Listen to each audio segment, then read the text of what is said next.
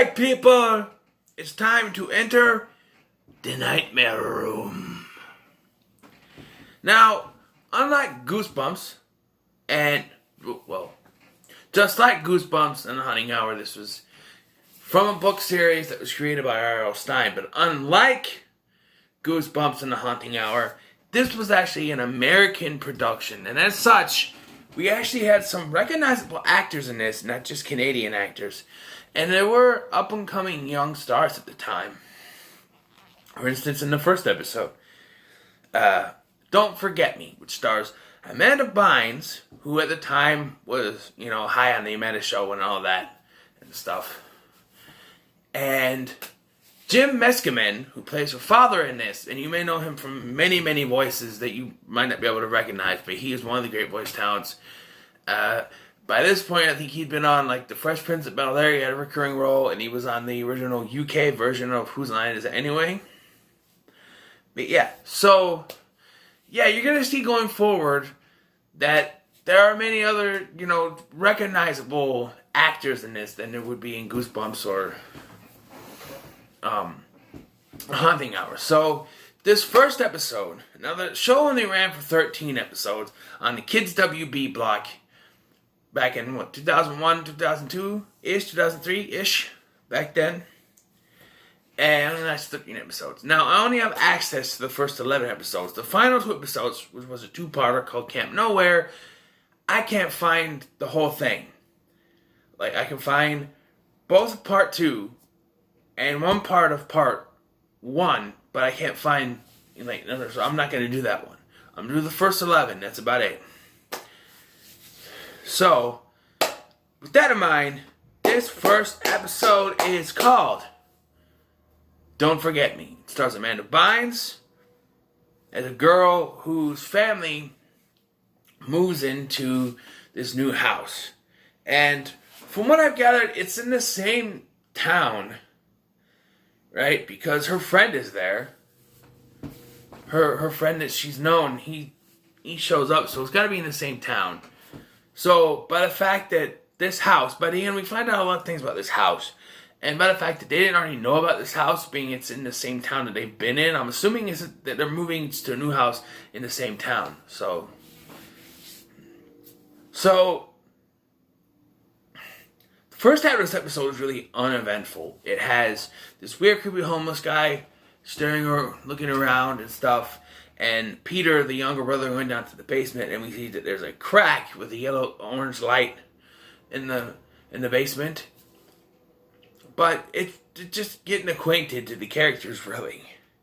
We see that the parents are going out of town because parents in the kids' horror series are never around. And they leave, and so then Amanda Bynes is going to do to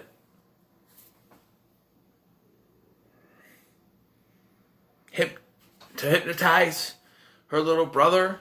Now, I guess in the book version, it was left to question whether or not it was the hypnosis or if the house was actually doing something. I guess that was a major part of the book story. But here they don't do that.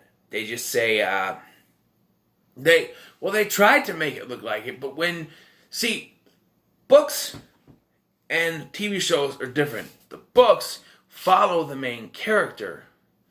And so we're seeing the story unfold from the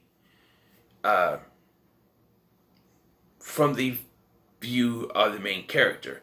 In a TV show, you can see more of the environment and the surroundings. So the fact that, we've already seen that there's something in the basement of this house trying to fool us into thinking it was just the hypnotism that she did isn't going to work.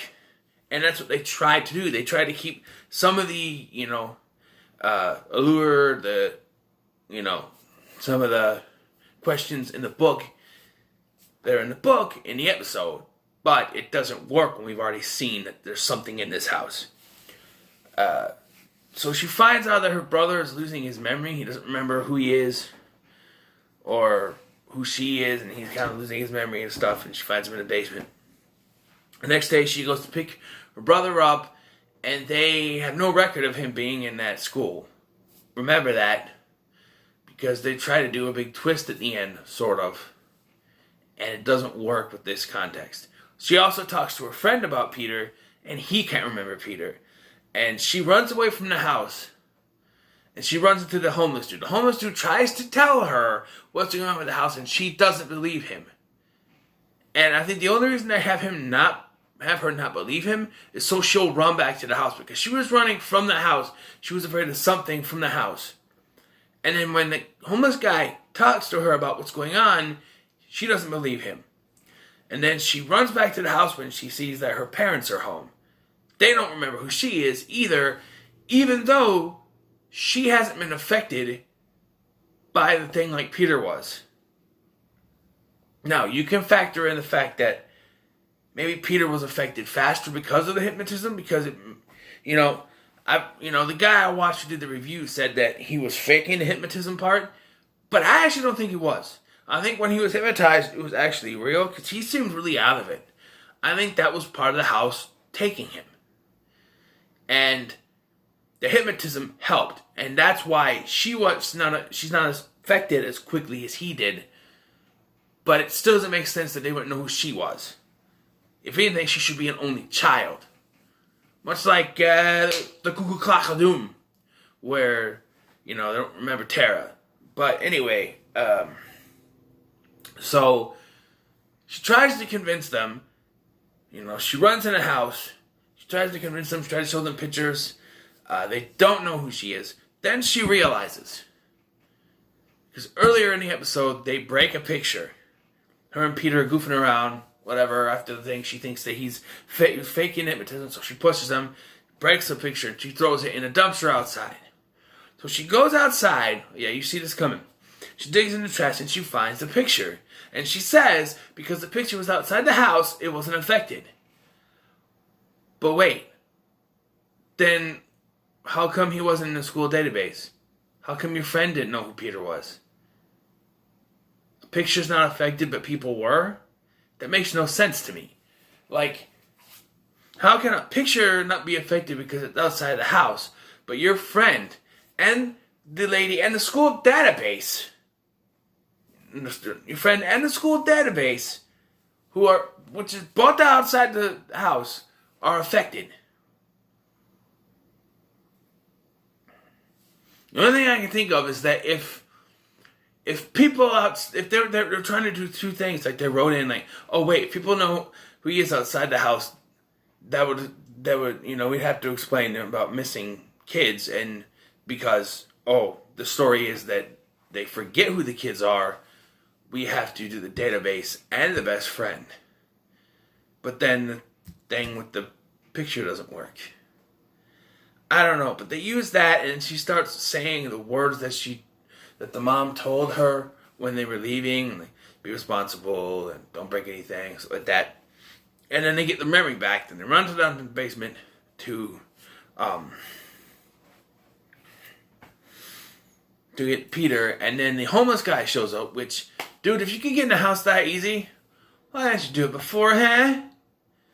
But, like, he got out of the house just before they moved in, so we knew he could be able to sneak in and out, but why didn't he do anything before it?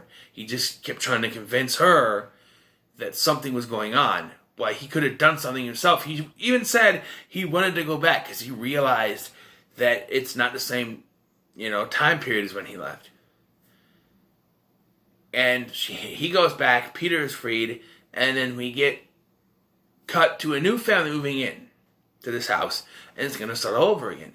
Okay. So, and that's where the episode ends, by the way. So, we don't get any resolution to this threat. Most episodes in kids shows like this, there's a resolution. By the end of the episode, there's a resolution to the threat that's coming after them. Or it's left ominous to the fact that there might be something, maybe not. Who knows? Here, clearly, nothing is resolved, other than they got Peter back and they're moving away from the house. And this brings me back to, my thing from the beginning, like, wouldn't people know about this house? But then I realized, going through this review, that because the house erased people's memories, they wouldn't. But still, just a thought why no one was living in it to begin with. Because if the kid hadn't come back, if she was taken by the house, would the parents still live in that house? It's a thought. So, yeah, there's no resolution to this threat at all. And then this family just moves out and a new family moves in. So by not destroying this house, I can see other families' kids disappearing, not remembering they had kids and then just moving away. That's one thing. But this whole family is knowledgeable about this entity's existence in the basement. And they didn't try to burn it down. They didn't try to have it condemned or any kind of thing. Or have it torn down or something. No, they just moved. Maybe try and do any of those things where they had to explain so much and wouldn't know how to explain it. I get that. But moving away and knowing that they're going to end up selling that house to someone else. Here's my solution. Move to another house, but still keep the deed to that house and don't let anyone else move into it. I know that costs a lot of money, but it's the logical solution. You keep the deed to that house. You still own that house, but you board it up, you don't let anyone move into it, and you move to another house. And so you have your new house, you have that house which you won't let anyone else move into. Now you could even set up a sequel with that where a group of kids go to investigate this creepy house. I hear creepy things about this house. We need to find out if it's true. And stuff happens again, you know what I mean? But leaving it so open-ending and having another family move in, that's dark. But it makes the previous family look like assholes for not doing anything about it. You know what I mean? It wouldn't make any sense. If they're almost losing their children, you think they would make sure that no other families lose their children, right? But for a first episode of a TV show, it's kind of a letdown. Because I thought I remembered this episode being better, but watching it now, the episodes do get better. This show only lasted 11 or 13 episodes, so it's not that bad. And I mean, so it can't be too good, but there are some shows like Whoopi, which were phenomenal, and only lasted one season. This is 13 episodes, but yeah, it's a meh start, but there are some better episodes in this. That's why I wanted to review it. So the first episode's a little bit of a bomb, but we'll get to better ones, okay? So until next time, first of all, what are your thoughts on this episode? Let me know in the comments below. Make sure to like, share, and subscribe. Thanks for watching. I've been Scotty. See you in the next one.